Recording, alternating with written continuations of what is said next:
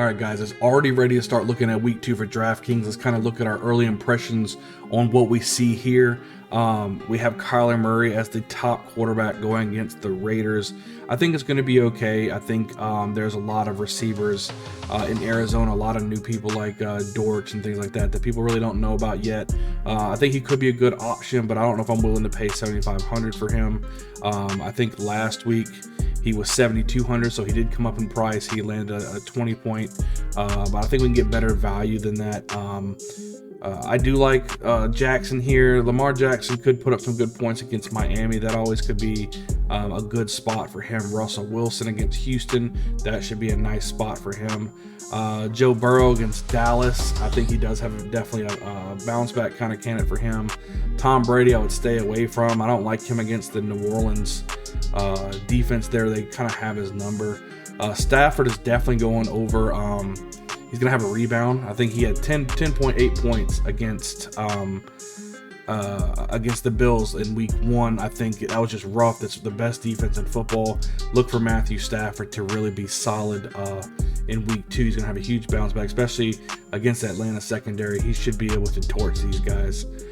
So I do like Matthew Stafford at 6,300, looking pretty good. Let's move down a little bit here. Carson Wentz, I really like him against Detroit. A lot of people kind of wrote off Wentz at 5,800. Wentz is somebody you can slide into your lineup. Trey Lance, a lot of people are writing this guy off, but think about it.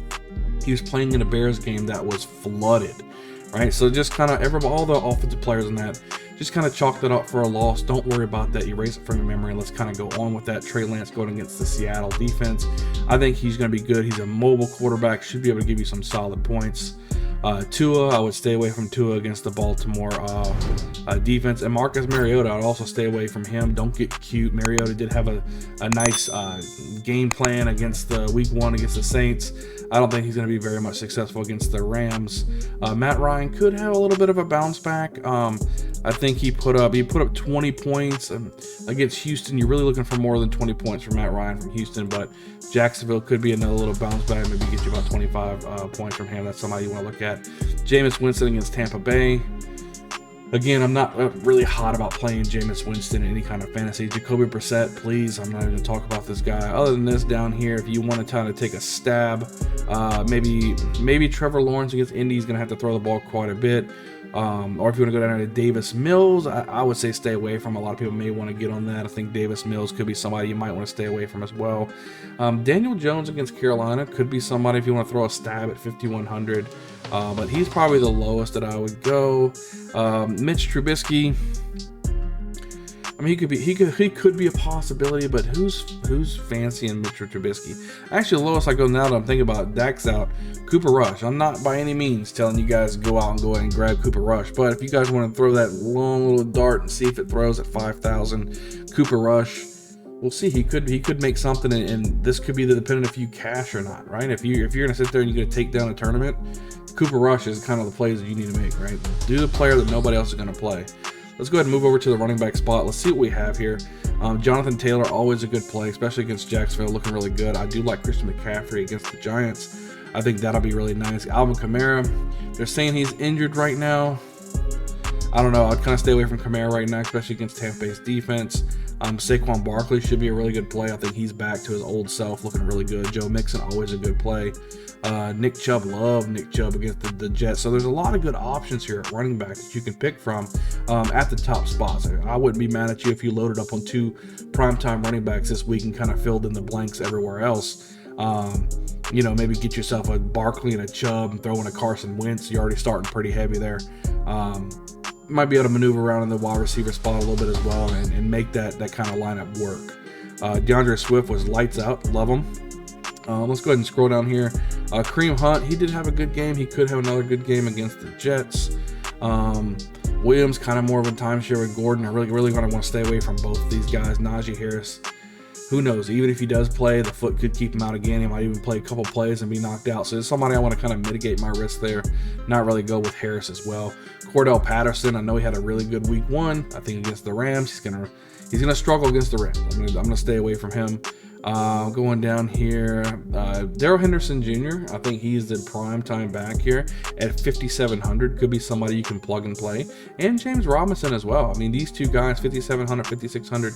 If you guys looking for a flex or going low end on the RBs, these guys are people you could put into your lineups. I would stay away from Travis Etienne and Cam Akers and Harris as well. I mean, these guys are just somebody, they're not getting enough opportunities on the field, and that's something you want to stay away from. Again, mitigate your risk.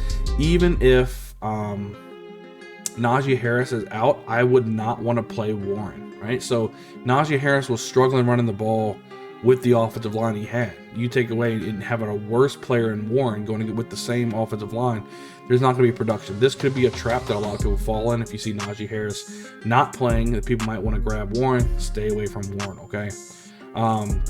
J.K. Dobbins, I'm not sure if he's going to play or not, but even if he does, going against the Miami's defense, not something that I want to run with anyway. Breece Hall, Michael Carter, both of them I don't really want to play against the Cleveland defense, so I want to stay away from those. Chase Edmonds against Baltimore, no thank you. Tyrion Davis-Price, who knows? You know, Jeff Wilson should be the one who's starting the game off as the starting running back, but if you want to take a dart throw and grab in Tyrion Davis-Price, I wouldn't be mad at you. Let's see if they'll go with Rex Burkhead, somebody who got a lot of carries. He was the #1 running back for Houston going against Denver. I mean, you could have worse plays than this. So if you want to take that long dart at 4,900, Rex Burkhead could work as well. Dameon Pierce, if he could just get the workload, he'd be good. You know, we just need him to see him get that workload. I would stay away from him right now. And I'm not sure if I would go any lower than this. I'm just looking at all the players that they have. I'm not really liking anybody down there. So looks like the lowest I would probably go would be either Rex Burkhead or Tyrion Davis-Price, 5,000, 4,900. Something you want to look at right there. And again, as we go through the weeks, I'm probably going to put out another video going where my plays of the week will be at for DraftKings. This is just my early looks and what I want to see. Let's look at the wide receivers here. Cooper Kupp, absolutely love this guy. This guy's a super stud. You can plug and play him in the lineup. He should be over 10K, to be honest with you. Everybody here at the top, Devontae Adams, Jamar Chase, solid plays. I like Tyreek Hill. Deebo Samuel could do well. I think he's solid. CeeDee Lamb, I want to say stay away from him right now. Yes, he was targeted 11 times in week 1. Most of them were by Dak Prescott. The offense doesn't look good. The offensive line is in shambles. Somebody you may want to stay away from.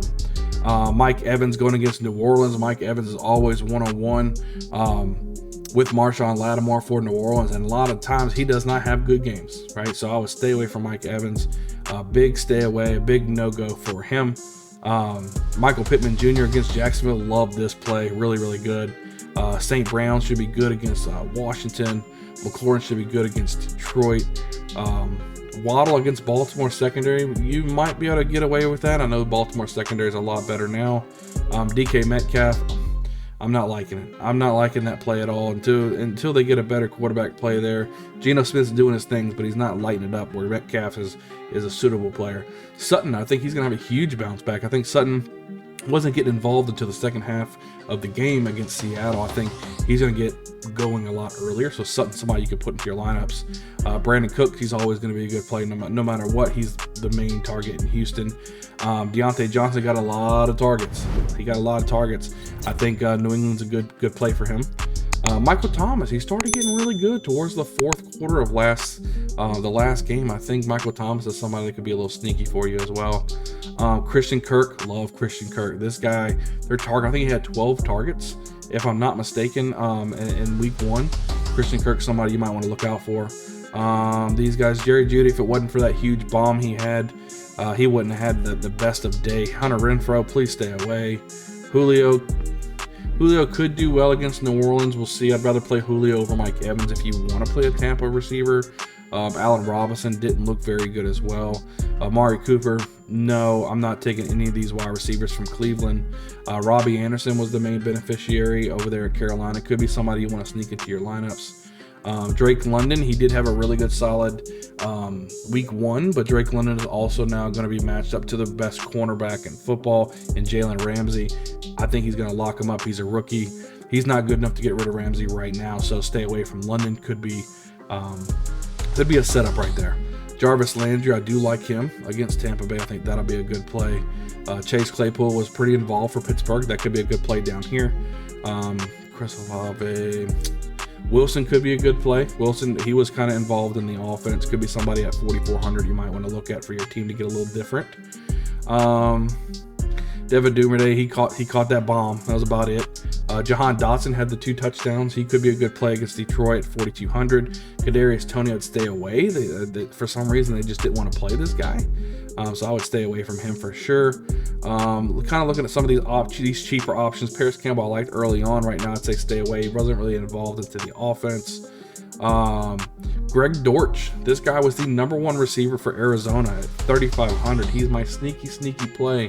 Probably going to be for this week. I mean, this guy, he's the main beneficiary for Hopkins being gone. If they're going to target this guy that much, I think he had 9 targets in week 1. Yeah, sign me up for that, please. I'll take Greg Dortch at 3,500. What else do we have down here? Jennings had an okay day for San Francisco, but there's too many mouths to feed there as far as talent, especially if Kittle's back. I know, don't fall into that trap. Alec Pierce did good until he was in that concussion protocol. We got to see where he's at.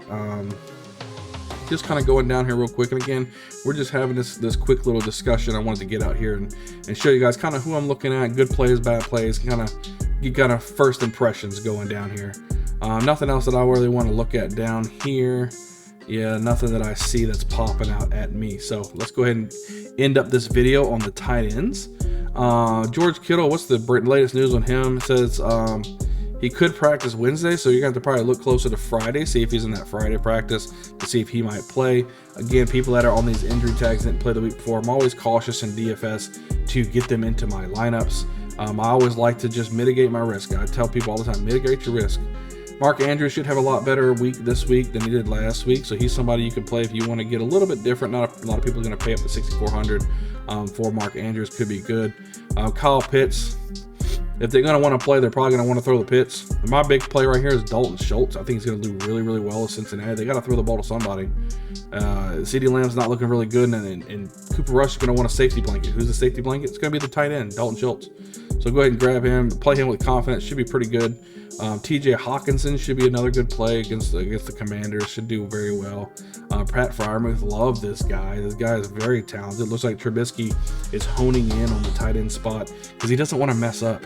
So take advantage of that and go ahead and play Freiermuth. Gesicki looks terrible.